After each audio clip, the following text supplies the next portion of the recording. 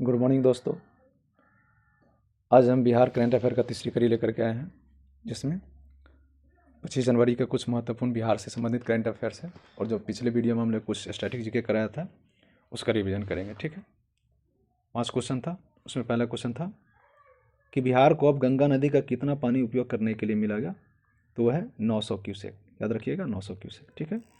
दूसरा क्वेश्चन था बिहार में गंगा की लंबाई कितनी है, तो 445 किलोमीटर। ठीक है। तीसरा क्वेश्चन था कि बिहार स्वास्थ्य मंत्रालय द्वारा प्रारंभ किए गए सर्वजन दवा सेवन अभियान का संबंध किस रोग से ग्रसित रोगियों से है, तो उसका संबंध है फाइलेरिया से। ठीक है, याद रखिए, करेंट अफेयर क्वेश्चन है। हाल ही में पटना उच्च न्यायालय में नया न्यायाधीश की नियुक्ति की गई है, उसका नाम क्या है, तो उसका नाम याद रखिए अंकुश राज है। शुक्ला लिखा गया, अंकुश राज है। ठीक है। 5वां क्वेश्चन था कि एपीकॉन 2026 का आयोजन कहाँ किया गया, पटना में, तो अशोका कन्वेंशन पटना में किया गया। ठीक है, 5 क्वेश्चन हम लोग पढ़ लिए। 6ठा क्वेश्चन था रोहतास, कैमूर, जमुई, नवादा जिले में से कौन सा जिला झारखंड के साथ सीमा साझा नहीं करती है, तो इनमें से कैमूर जिला जो सीमा साझा नहीं करती, बाकी सभी साझा करती है। अब आते हैं अपने आज के क्वेश्चन पर, जो कल का हमारा करेंट अफेयर्स है। ठीक है, कि हाल ही में मशरूम उत्पादन चर्चा में रहा है, जिसमें बिहार का स्थान योगदान कितना है उसमें देख लेते हैं कि मशरूम उत्पादन में बिहार की हिस्सेदारी कितनी रही, तो देश के कुल उत्पादन में जो है 12%। देश में जितना मशरूम उत्पादन होता है उसका 12% हिस्सा बिहार का है। ठीक है। 23-24 में जहाँ 42,000 मीट्रिक टन उत्पादन हुआ था, वहीं जो है ये 2024-25 में 44,900 मीट्रिक टन इसका उत्पादन हो गया है। ठीक है। और इसके प्रमुख जिला उत्पादन क्षेत्र में है मुजफ्फरपुर, वैशाली, पटना, पश्चिमी चंपारण, यहाँ क्रामो लिखा गया है, पश्चिमी चंपारण होगा, पश्चिमी चंपारण, नालंदा और गया है, जो ये प्रमुख जिला है जो मशरूम उत्पादन में शामिल है। ठीक है, आगे बढ़ते हैं। कर्तव्य पथ पर परेड में बिहार से पंचायत के प्रतिनिधि शामिल हुए। इनमें कितने प्रतिनिधि शामिल थे, कितने को इन्वाइट किया गया, तो 11 को। 11 को। दूसरा क्वेश्चन है कि इन 11 प्रतिनिधि में से कितने महिलाएं शामिल हैं, तो 5 महिलाएं हैं। ठीक है। इसमें चयनित कुछ प्रतिनिधि का नाम दिया गया आपको, कहाँ कहाँ किसके जिले का है।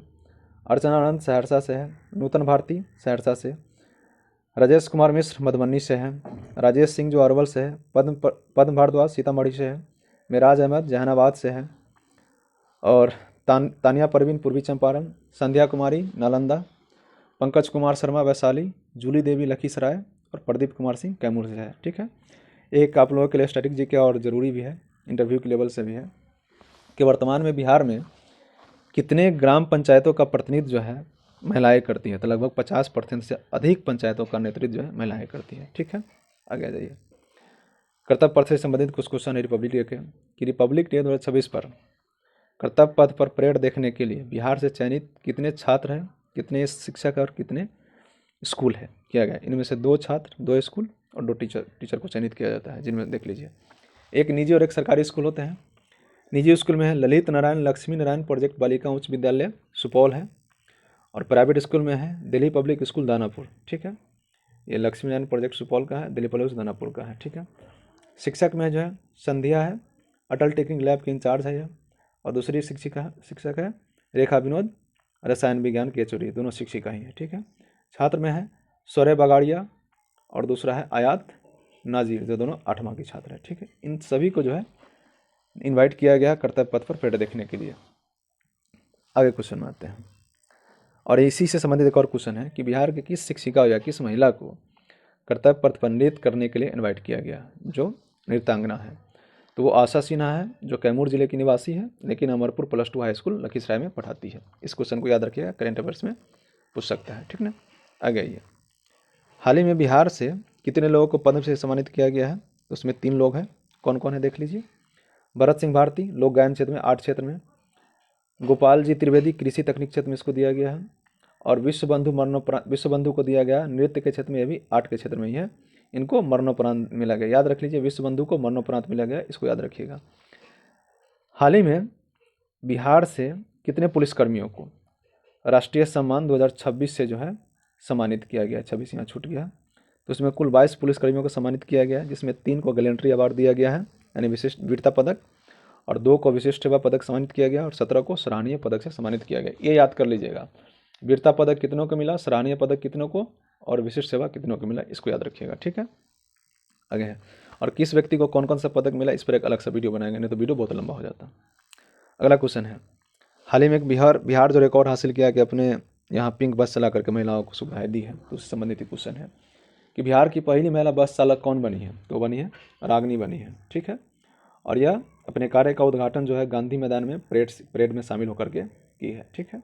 आगे जाइए, टेक्नो कल्चर फेस्ट सेलेस्टा 2026 का आयोजन कहाँ किया गया, तो पटना IIT में किया गया। ये पटना IIT का वार्षिक महोत्सव है, लेकिन अब की बार इसमें यह घटना हुआ है कि अंतर्राष्ट्रीय स्तर पहचान दिलाई है। कौन दिलाई है, नेपाल की टीम इसमें शामिल होकर के अंतर्राष्ट्रीय स्तर की पहचान दिलाई है, ठीक है। आगे आ जाइए,